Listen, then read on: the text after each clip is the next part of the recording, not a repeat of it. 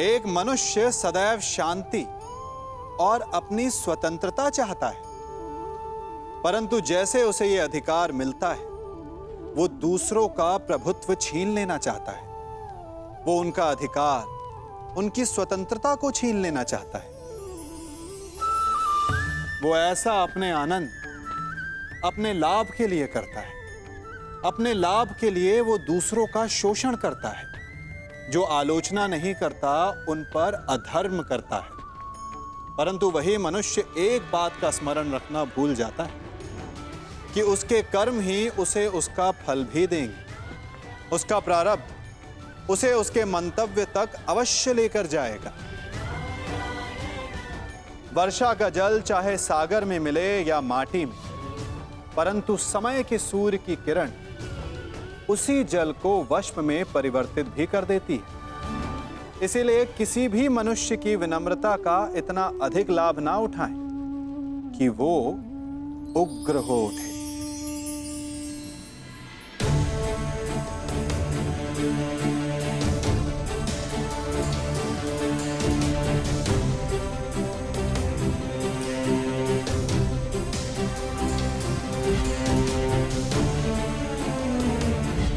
एक पुत्र का दायित्व एक माता को तो दे सकते हो ना दुर्योधन पुत्र। कर्ण ने सदा मुझे मां के सम्मान का आदर किया है।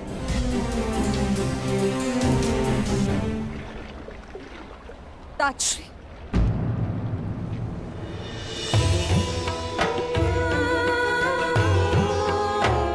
ताजश्री, आपसे कुछ मांगना चाहती हूँ। मैं जानती हूँ ये आपके ऊपर 100 कौरवों की रक्षा का उत्तरदायित्व है। क्या आप 101 की रक्षा कर सकते हैं? यह 101वां कौन है पुत्री कुंती?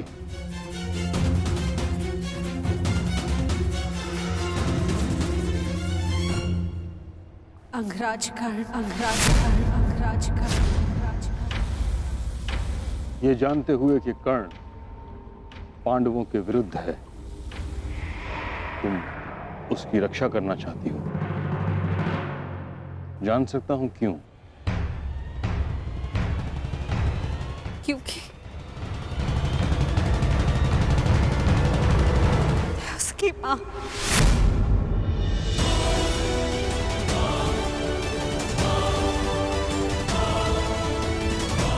उसकी मां से उसके बच्चे को दूर जाते नहीं देख सकती। कर्ण भली भांति ये जानता था कि यदि उसके पास कवच ना रहा तो वो अर्जुन के समक्ष कमजोर पड़ जाएगा। फिर भी उसने अपना कवच दान दे दिया। ऐसे योद्धा को अपने मां के पास सुरक्षित देखना चाहती हूँ, क्योंकि मैं उसकी मां का दर्द समझ सकती हूँ। वो दुख जो अपने पुत्र से दूर होने का, जिसका पुत्र घोर संकट में हो, मुझसे भला और कौन इस दुख को समझ पाएगा? इसके सभी पुत्र इस महायुद्ध के मृत्यु के समक्ष हो। कर्ण के माता की ओर से मैं आपसे विनती करती हूँ कि आप उसकी रक्षा करें, उसे अपनी सुरक्षा प्रदान करें। जो कर्ण के साथ घटित हुआ है, मुझे उसका अत्यंत खेद है, परंतु युद्ध में शत्रु का बाण एक योद्धा के हृदय को छेदने से पहले उसके कवच को भेद देता है। यही योद्धा का प्रारब्ध है। मैं केवल कौरवों की रक्षा के लिए वचनबद्ध हूं। मैं कर्ण की रक्षा का वचन तुम्हें नहीं दे सकता। और यदि मैं ऐसा करता हूं कुंती, तो यह स्वाभाविक है कि कर्ण की रक्षा के लिए मुझे अर्जुन का वध करना होगा, क्योंकि कर्ण का प्रतिद्वंदी तुम्हारा पुत्र अर्जुन है और अर्जुन का प्रथम लक्ष्य है कर्ण। क्या तुम चाहती हो कि मैं ऐसा करूं? नहीं राजश्री, ऐसा नहीं चाहती।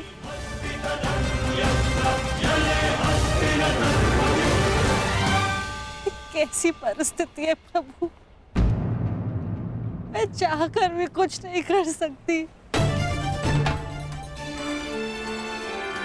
किंतु पितामह, मैं चाहती हूँ आप कर्ण की रक्षा करें, कर्ण की रक्षा करें। मेरे पास कोई और मार्ग नहीं पुत्री।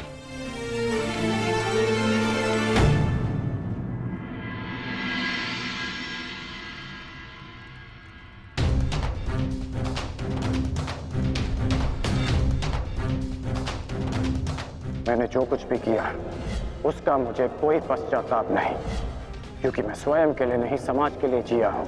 संसार में परिवर्तन लाने से पूर्व हमें स्वयं में परिवर्तन लाना चाहिए, और यदि मैं ऐसा नहीं करता तो तुम आज एक सूत पुत्र होकर हाथ में शस्त्र नहीं उठा पाते।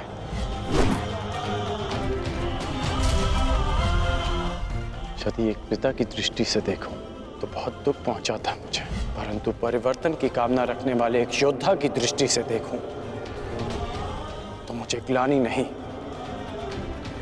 गर्व है तुम पर। मुझे विश्वास है कि एक दिन तुम मेरा बलिदान अवश्य समझोगे। मैं उस समय की प्रतीक्षा करूंगा।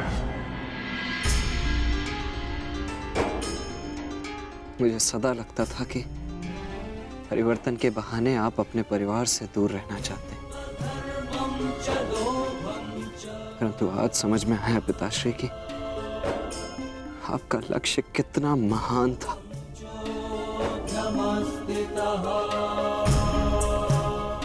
अब आंखें खोलिए पिताश्री, अपने वृषसेन से बात कीजिए।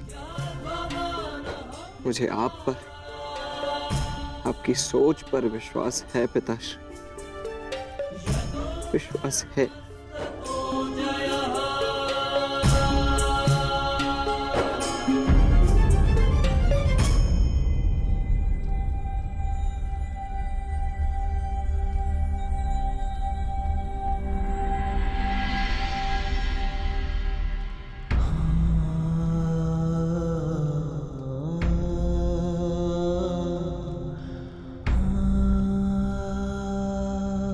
मुझे क्षमा कर दीजिए पिताश्री, मेरी हर एक भूल के लिए, मेरी हर एक धृष्टता के लिए मुझे क्षमा कर दीजिए। सदा आपसे घृणा करता आया, परंतु आज मुझे आप पर अभिमान है। मेरे पुत्र को मेरी सोच पर विश्वास है। ये विश्वास पाने के लिए एक कवच कुंडल तो क्या, सहस्त्र कवच कुंडल अपने शरीर से उतार कर फेंक सकता हूं।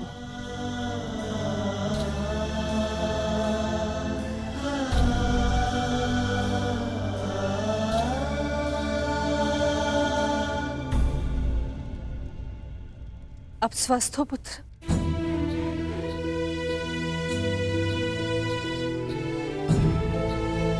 वो मैं युवराज को बताकर आता हूं कि आप स्वस्थ हैं। प्रणिपात राजमाता। वृषसेन, तुमने मुझसे तो क्षमा मांग ली,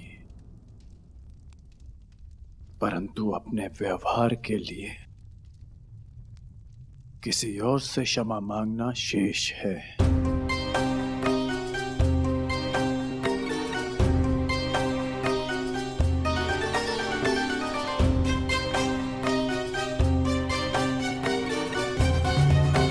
क्षमा चाहता हूँ राजमाता, वो जो भी मैंने। नहीं पुत्र, तुम्हारा कोई दोष नहीं। तुम्हारे स्थान पर कोई और पुत्र होता तो वो भी ऐसे ही करता।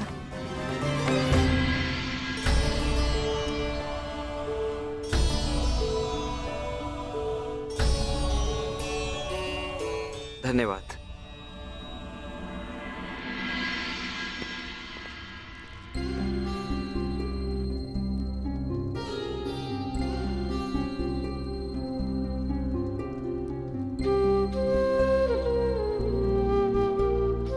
पीड़ा तो नहीं है ना? पीड़ा तो तब होगी जब एक पुत्र अपनी माता का मान नहीं रख पाएगा। राजमाता, भावनाओं में बहकर ये भूल मत कर बैठिएगा कि कौरवों को आपका सत्य ज्ञात हो जाए। और हां, मुझे मेरा वचन स्मरण है, युद्ध के पश्चात आपके 5 पुत्र ही जीवित रहेंगे।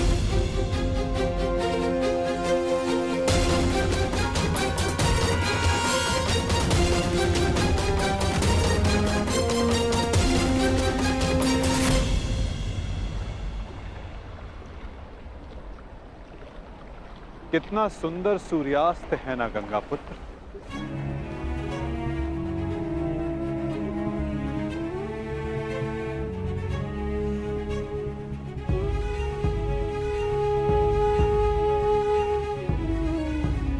कदाचित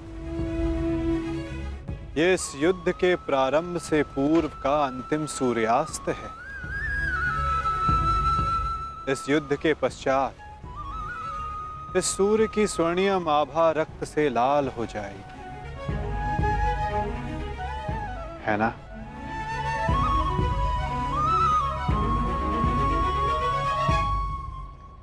और ये रक्त मेरे ही वंश का होगा वासुदेव। मेरे वंश की सुरक्षा और नाश के मध्य की अंतिम संध्या है ये। किंतु सत्य यही है कि अब इस अनहोनी को कोई रोक नहीं सकता। आज मेरा जीवन इन्हीं प्रश्नों से घिरा हुआ है।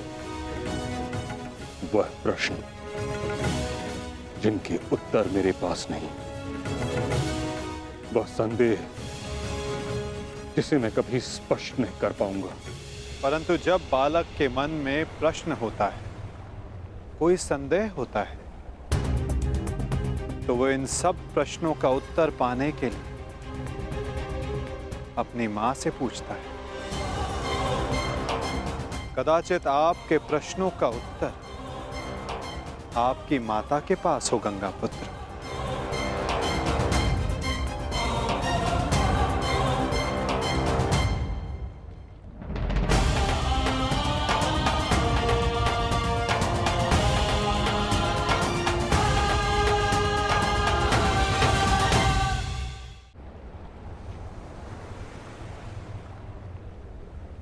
माते, मैं आपसे विनती करता हूं, प्रकट होइए, मुझे सत्य से अवगत कराइए। कदाचित आपसे आज मेरी ये अंतिम भेंट है। मेरे मन से संताप को अपनी शीतल धारा से शांत कीजिए माते।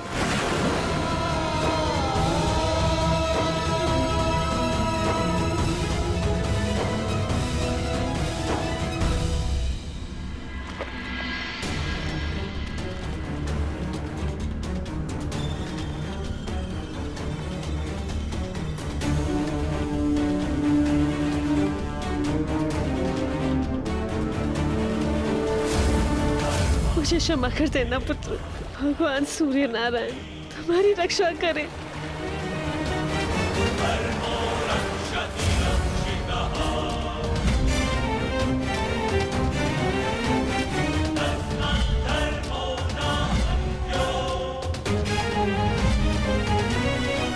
हाँ कर्ण, तुम राधे नहीं कुंती पुत्र हो। इस महाभारत के पश्चात आपके 5 पुत्र जीवित रहेंगे। यदि अर्जुन ने मेरा वध किया तो भी, और मैंने अर्जुन का वध किया तो भी। क्या आप 101 की रक्षा कर सकते हैं? यह 101वां कौन है? अंगराज कर्ण।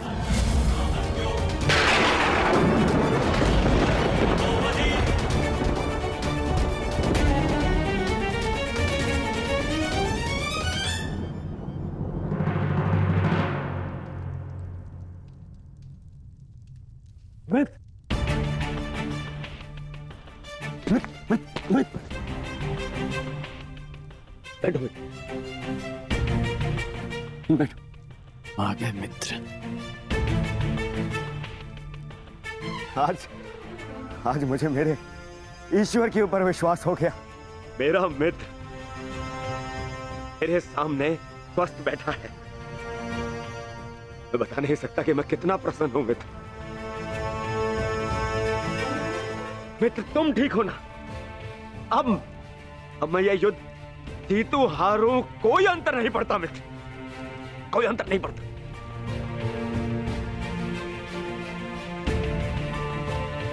तुम चिंता मत करो मित्र, हम ये युद्ध अवश्य जीतेंगे।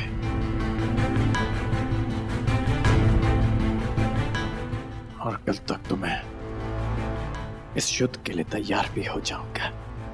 हाँ मित्र, हाँ। कल इस युग का सबसे बड़ा महायुद्ध प्रारंभ होने जा रहा है। वृषसेन, सारी तैयारियां हो गई? जी पिताश्री, सभी महारथी और उनके सैन्य दल और अस्त्र शस्त्र सज्ज हैं। बस सारी तैयारियां हो गई मित्र। अब हमारे प्रधान सेनापति पितामह के आदेश की प्रतीक्षा है कि वो हमें इस युद्ध में हमारा स्थान बता दे। हाँ? अच्छा है, कल मैं भी अपना स्थान लेने के लिए प्रस्तुत रहूंगा। अवश्य। वैसे पितामह है कहाँ?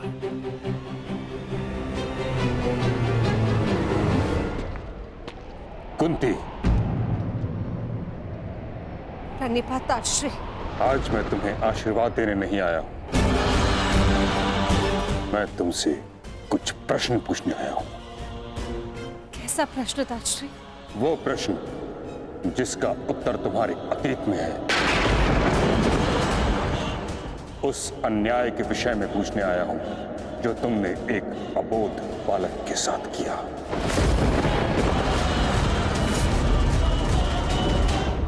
उस सत्य के विषय में प्रश्न करने आया हूं जो तुमने समस्त हस्तिनापुर से छुपाया।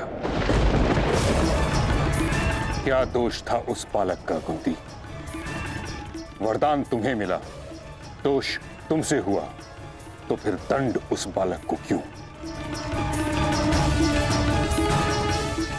ताश्री, ये मत कहना कि तुम विवश थी, किंतु इतना तो तुम्हारे वश में था कि तुम मुझे इस सत्य से अवगत कराती। एक वीर क्षत्रिय वर्षों तक क्षत्रिय होने के अधिकार से दूर था। एक सूर्य पुत्र ने वर्षों सूत पुत्र होने का कलंक अपने सर लिया। वर्षों तक वह उस अपराध का दंड सहता रहा जो उसने किया ही नहीं।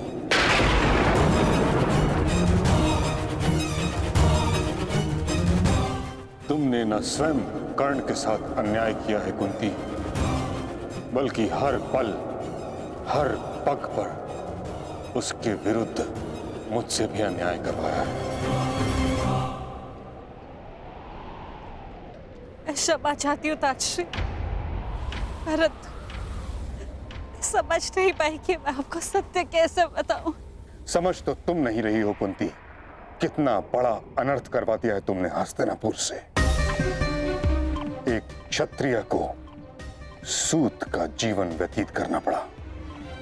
उसे ना क्षत्रियोचित शिक्षा मिली, ना ही अधिकार। रंगभूमि से उसे अपमानित करके निकाला गया। उसके भाई के मुंह में उबलता हुआ स्वर्ण डाला गया। हर पल उसे पीड़ा मिली, हर पल उसके साथ घोर अन्याय हुआ।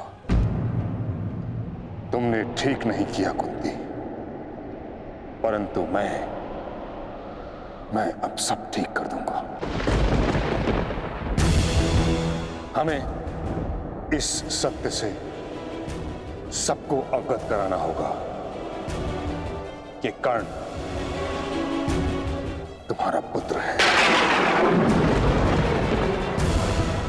अन्यथा अनर्थ हो जाएगा।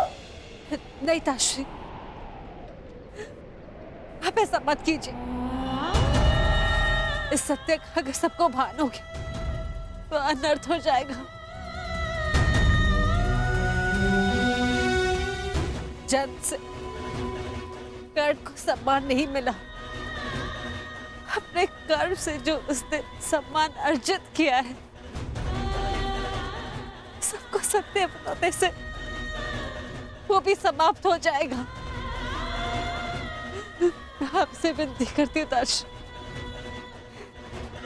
इस सत्य को आप रहस्य ही रहने दीजिए। विनती।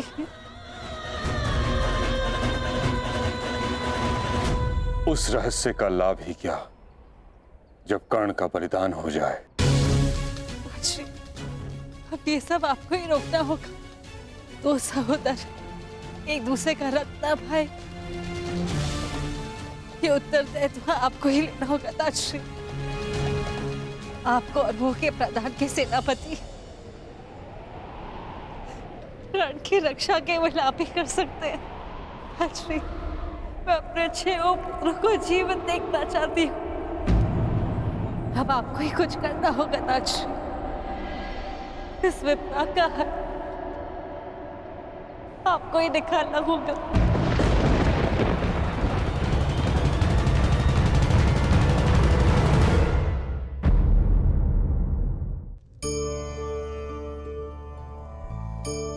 मैं क्या कर रहा हूं? मैं इस पौधे को सींच रहा हूं। आप भी ये कार्य प्रतिदिन करते हो। जब इस पौधे को जल देंगे तभी ये फलवित होगा, इसमें से फूल निकलेंगे, इसकी सुंदरता बढ़ेगी। परंतु प्रतिदिन ये कार्य करने के पश्चात भी हम इससे एक महत्वपूर्ण सीख लेना भूल जाते हैं। हम कभी पौधों के पत्तों पर, उनकी डालियों पर, उनके फूलों और फलों पर जलधारा नहीं डालते, उन्हें धोते नहीं, परंतु फिर भी वो पनपते हैं। यदि जल जड़ में जाए वही सफलता का मूल है। यदि आप एक बार में अनेक कार्य करने जाएंगे तो आपको एक कार्य में भी सफलता नहीं मिलेगी, परंतु यदि आप बुद्धिमता से, दृढ़ मन से एक कार्य साधेंगे तो एकाएक स्वतः ही सारे कार्य सध जाएंगे। जो आपका मूल है, जहां से आपको सिंचाई मिल रही है, यदि आपने उसी जड़ को छोड़ दिया तो एक सूखे पौधे की भांति आप भी सूख कर गिर जाएंगे और अंततः अपना अस्तित्व खो बैठेंगे। अब आपको ही कुछ करना होगा ताश्री। इस विपदा का है आपको ही निकालना होगा।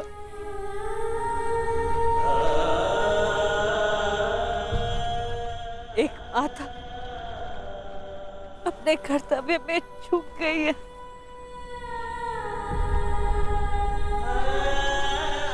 अधिक पितामह नहीं चूक सकते ताश्री,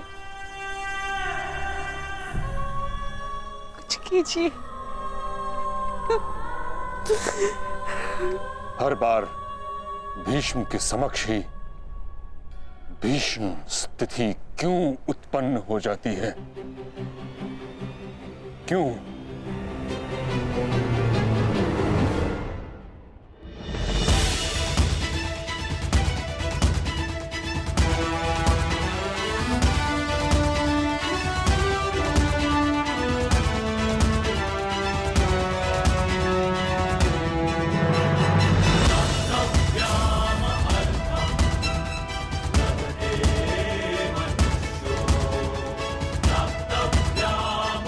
आप सभी को अपने अस्त्र शस्त्र मिल चुके हैं। अब आप लोग कहां और किस व्यू में रहेंगे ये समझ लीजिए।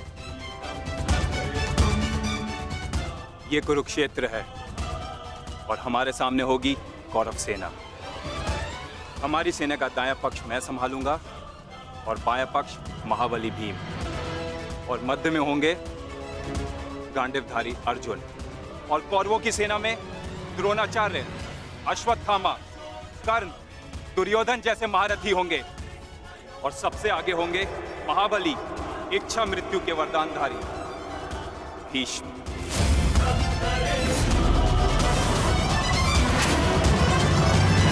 इस युद्ध में सभी ने अपना स्थान जान लिया है।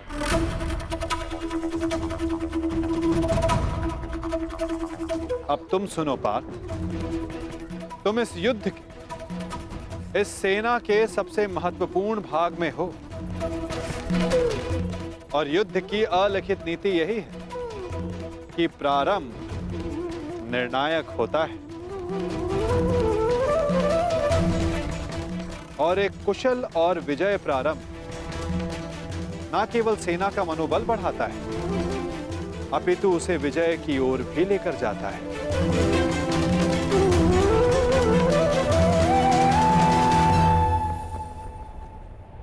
तुम हमारी सेना के मेरुदंड हो, मूल आधार हो, इसलिए विशेषतः आक्रमण तुम्हारे ऊपर ही होंगे पार्थ।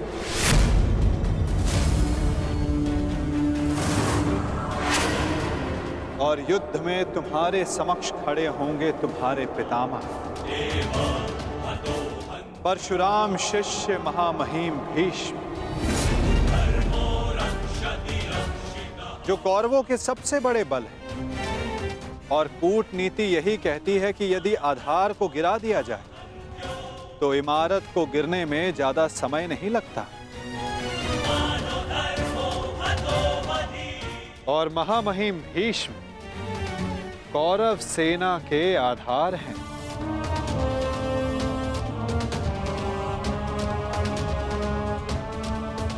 और तुम्हें उन्हें गिराना ही होगा। यदि युद्ध के प्रथम दिन ही तुम उन पर हावी हो जाओ तो ये हमारे पक्ष के लिए सर्वोत्तम होगा पार्थ।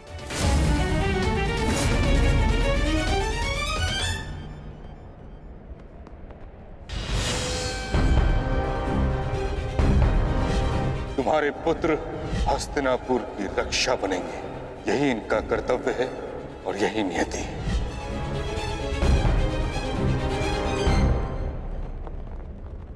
कहां खो गए पार्थ?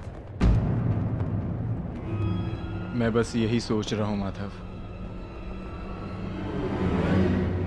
पितामह पर वश कैसे कर पाऊंगा।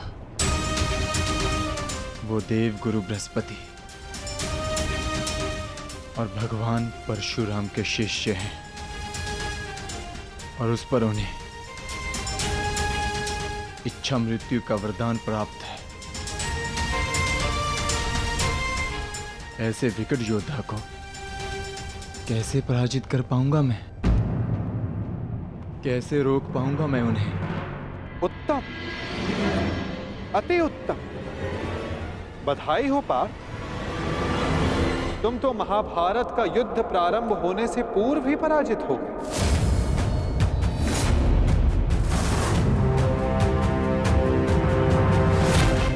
एक शत्रु की शक्ति का अनुमान होना एक योद्धा के लिए उचित होता है, परंतु शत्रु की शक्ति को देखकर उससे स्वयं को हीन समझना पराजय की ओर सबसे पहला पड़ाव होता है पार्थ।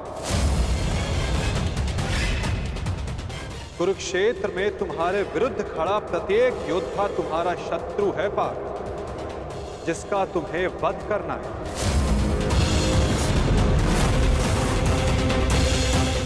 अन्यथा आज तुम भीष्म से भयभीत हो, कल तुम कर्ण से होगे, परसों तुम ये कहोगे कि मैं आचार्य द्रोण का सामना कैसे करूं। यदि ऐसा ही रहा तो कैसे पूर्ण करोगे अपने साथ हुए अन्याय का प्रतिकार? कैसे लोगे पांचाली के अपमान का प्रतिशोध? अपनी प्रतिज्ञाएं कैसे पूर्ण करोगे पार्थ? बताओ। यदि युद्ध में विजय होना है तो उसका केवल एक ही मार्ग है पार्थ, या तो शत्रु का सर झुका दो या फिर उसका सर संधान कर दो।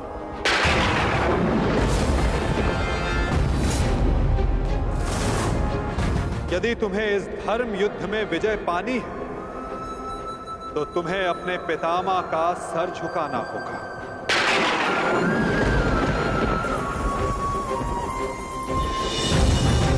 या फिर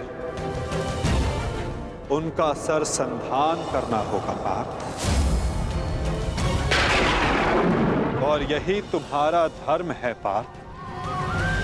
केवल गंगा पुत्र भीष्म ही नहीं, तुम्हें हर उस योद्धा का वध करना होगा, हर उस योद्धा को दंड देना होगा जो धर्म स्थापना के मार्ग में आए।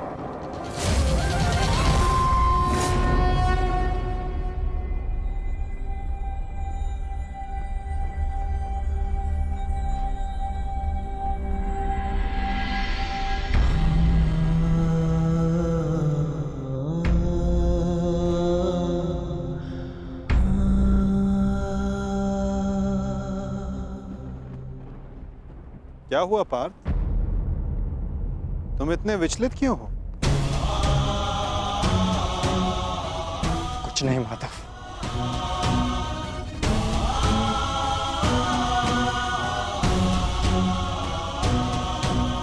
अपने सखा से सत्य छिपाना इतना सरल कार्य नहीं है पार्थ। तो बताओ, ऐसा क्या भाव है जो तुम्हारे मन को अशांत कर रहा है? बोलो पार्थ। नहीं माधव, मैं ठीक हूं।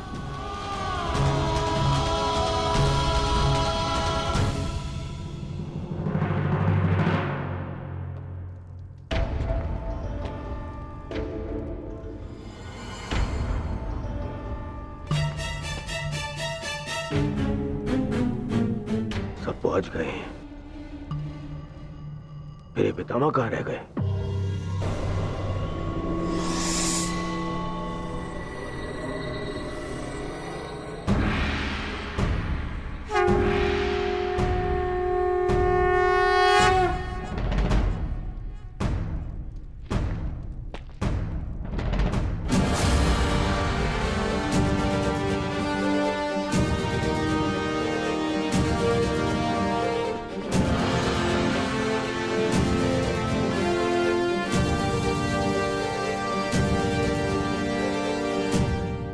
सभा आरंभ की जाए। सभी रथी, महारथी और योद्धा आकर वो अस्त्र ग्रहण करें जिससे उन्हें युद्ध में प्रयोग करना है।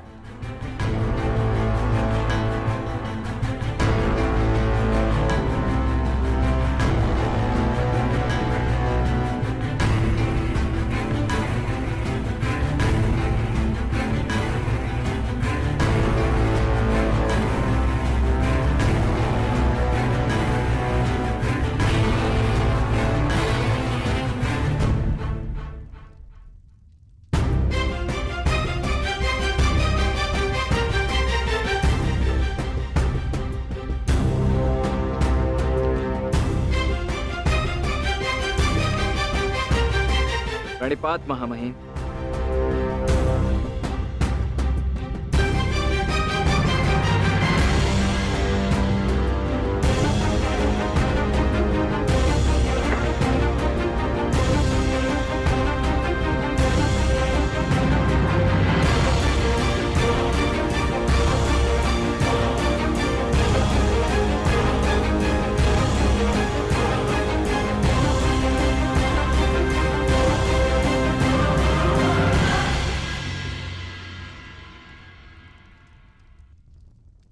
यशस्वी भव।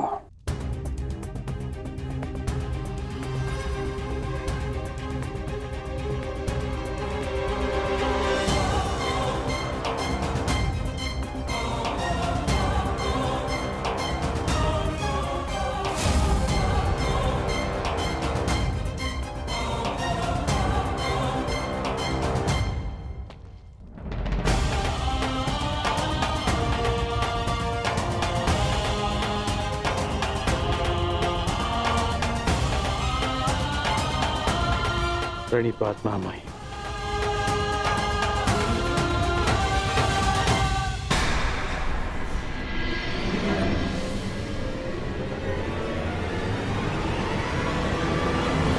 तो सहोदर, एक दूसरे का रक्त ना भाई, ये उत्तरदायित्व आपको ही लेना होगा ताजश्री। प्राण की रक्षा केवल आप ही कर सकते हैं।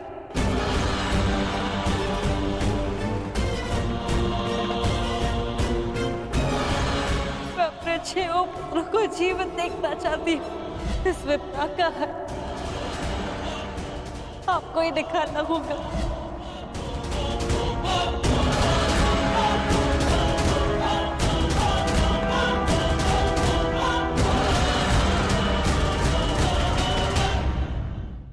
मेरा शस्त्र मानो ही।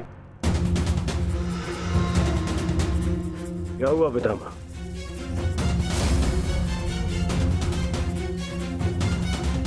इसका क्या अर्थ है?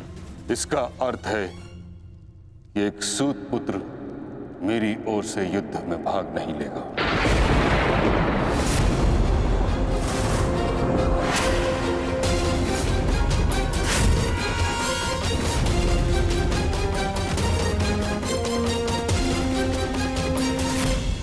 ये क्या कह रहे हैं आप पितामह?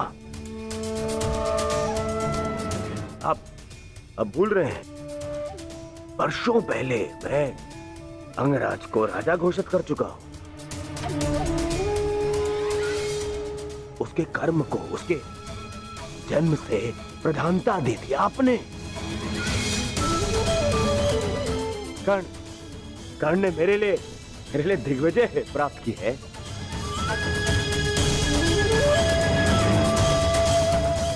आपने स्वयं विराट युद्ध में उसके साथ मिलकर युद्ध किया,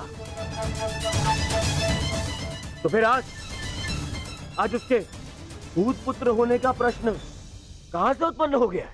बात जन्म की ही तो है दुर्योधन।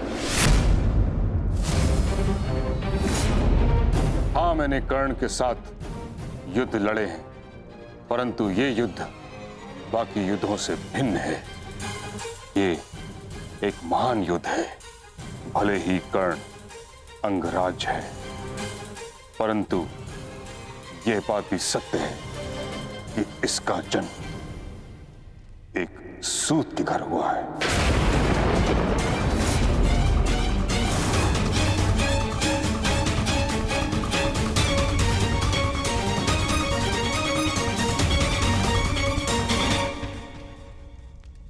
मैंने सदा इस पल की प्रतीक्षा की है जब मैं ये सिद्ध कर सकूं कि जीवन जन्म पर नहीं, कर्म पर निर्भर होता है। और आज जब ये समय आया, तो आप मुझसे कह रहे हैं कि मैं रिक्त हाथ लौट जाऊं। यह युद्ध केवल मेरा अधिकार नहीं, मेरे जीवन जीने का लक्ष्य है। आप मुझसे मेरा अधिकार, मेरा लक्ष्य मत छीनिए। मैंने अपने मित्र को वचन दिया है कि इस युद्ध में मैं उसकी रक्षा करूंगा, पूर्ण रूप से मैं उसकी सहायता करूंगा, चाहे मेरे प्राण क्यों ना चले जाएं।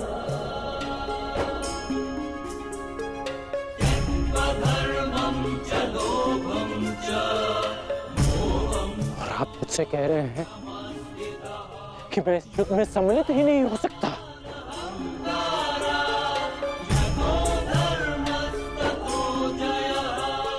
ऐसा क्या अपराध कर दिया मैंने कि आप मुझे ये दंड दे रहे हैं?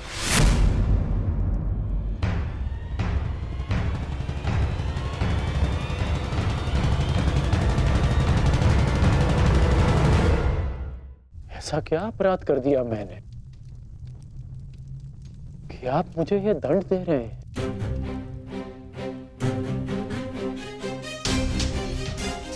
मैं कौरवों का सेनापति हूं और एक सूत पुत्र को अपने निर्णय का कारण बताना उचित नहीं समझता।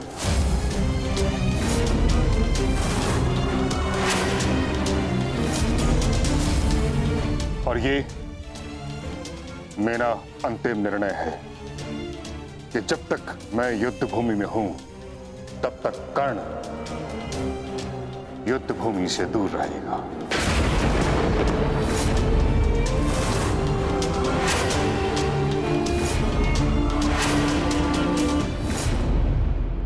ठीक है पितामह, कर्ण को उत्तर देना या ना देना आपका अधिकार है, परंतु एक सेनापति का कर्तव्य भी है और धर्म भी कि वो अपने युवराज के हर एक प्रश्न का उसे उत्तर दे। तुम्हारा पितामह होने के नाते मैं इस प्रश्न का उत्तर देना उचित नहीं समझता।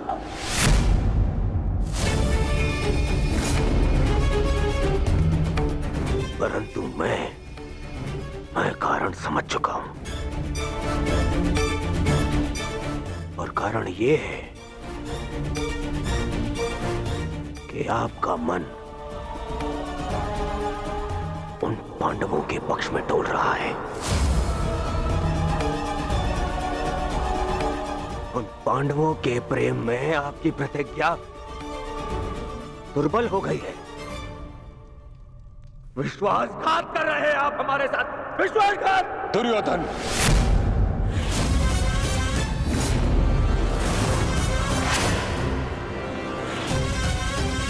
नहीं पितामह, मुझ पर क्रोध दिखाने से आपका सत्य बदल नहीं जाएगा, और सत्य यही है कि आप पांडवों का पक्ष ले रहे हैं। आप जानते हैं कि यदि कर्ण ने इस युद्ध में भाग लिया तो वो आपके उन प्यारे पांडवों का नाश कर देगा, और इसी उद्देश्य के चलते आप कर्ण को इस युद्ध से दूर रखना चाहते हैं। तुम्हें जो समझना है समझो दुर्योधन, परंतु मैं किसी को भी अपना उद्देश्य बताना उचित नहीं समझता।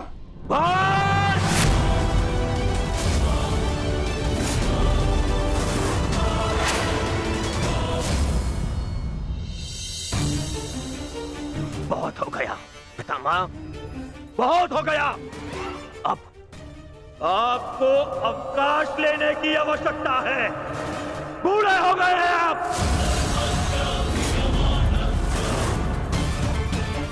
इसीलिए मैं महाराज धृतराष्ट्र का ज्येष्ठ पुत्र दुर्योधन आपको आपके कर्तव्य से मुक्त कर